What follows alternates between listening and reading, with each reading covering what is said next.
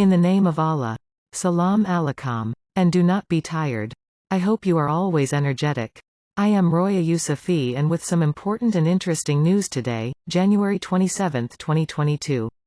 Legitimate some important news. Hosting Oslo talks not legitimization, Norway.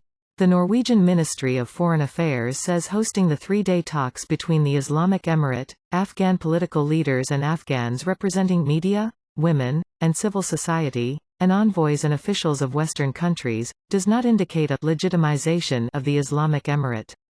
The ministry in a statement said it is important that the Afghans sat together and talked face-to-face about their views on the humanitarian situation, human rights and the future of their country. Let me stress that facilitating talks such as these in no way represents a legitimization of the de facto authorities in Afghanistan. Nor does it represent any change in Norwegian policy. We know the Taliban will actively defend their own interests, and are seeking legitimacy. That is one of the reasons that I, as Minister of Foreign Affairs, did not meet with them. We have issued clear demands, and now we must wait and see if they deliver on what they have said, Minister of Foreign Affairs Anniken Huitfeldt said. Huitfeldt said legitimization must come from the people of Afghanistan, emphasizing the Islamic Emirate should form an inclusive government to ensure stability in the country. For the first time since taking power, the Taliban agreed to have an in-depth political discussion with women activists and other opinion leaders in Afghan society. Face to face, in a safe place, they were given a clear message. Legitimacy must come from the Afghans themselves, and it requires reconciliation and a more inclusive form of government, she said. According to Norway's foreign minister, the meetings provide a basis for further contact between Afghans to seek ways towards reconciliation. It also was an opportunity to talk about Afghanistan's dire humanitarian needs.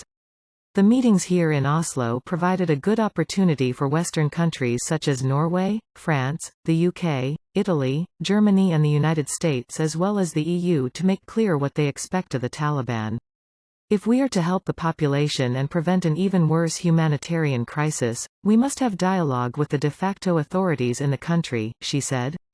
The Norwegian foreign minister said human rights was one of the key topics discussed with the Islamic Emirates delegates, who stressed that her country will continue pursuing such dialogue to promote human rights and women's participation in society.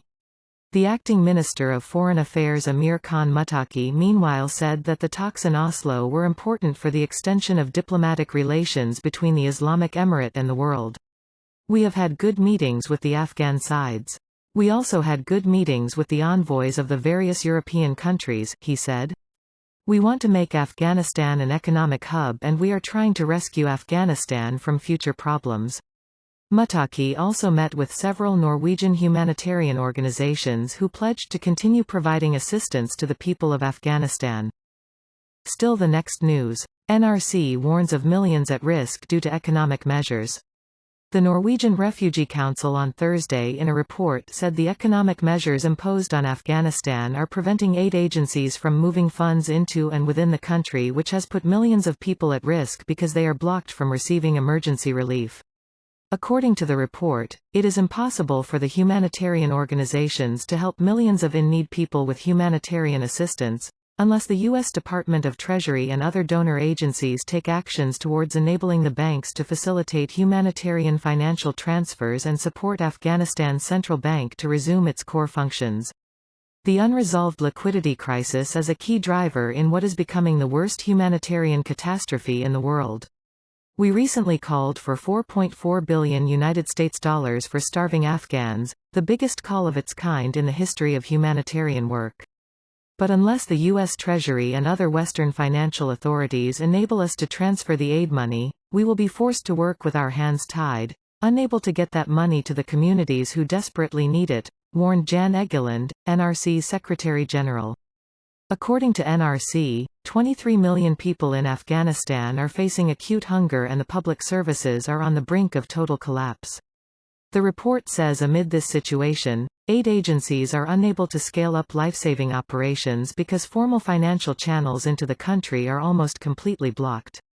The report says while the licenses issued by the U.S. Department of Treasury and the exemption of sanction by the UN on humanitarian assistance are good steps for supporting the people of Afghanistan but are not enough. Millions of Afghans will suffer unimaginable consequences unless the Afghan central bank is provided with sufficient support to resume its key functions, including the purchase and circulation of banknotes, with appropriate safeguards in place.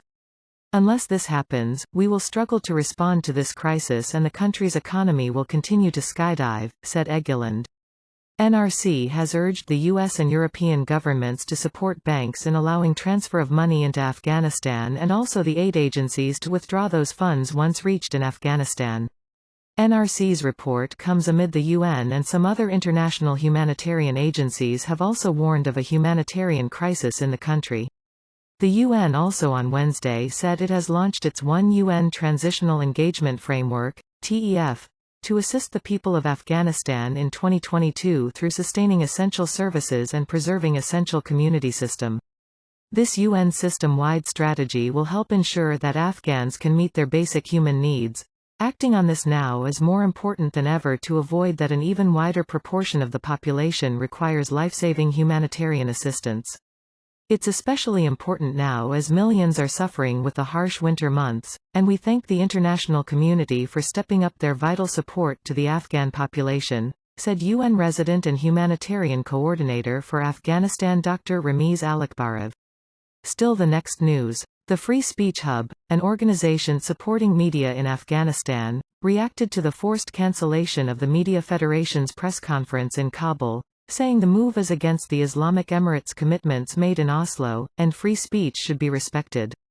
Still the next news. UNAMA reacted to the forced cancellation of a press conference to be held by the Afghanistan Federation of Journalists and Media planned for Wednesday in Kabul, saying this is a restriction of free expression. It urged the Islamic Emirate to support dialogue among Afghans. Thank you for being with us until the end. Thank you and please do not forget to subscribe to Roya Yousufi news channel and activate the alarm sign to be informed of our latest programs. Allah Hafez.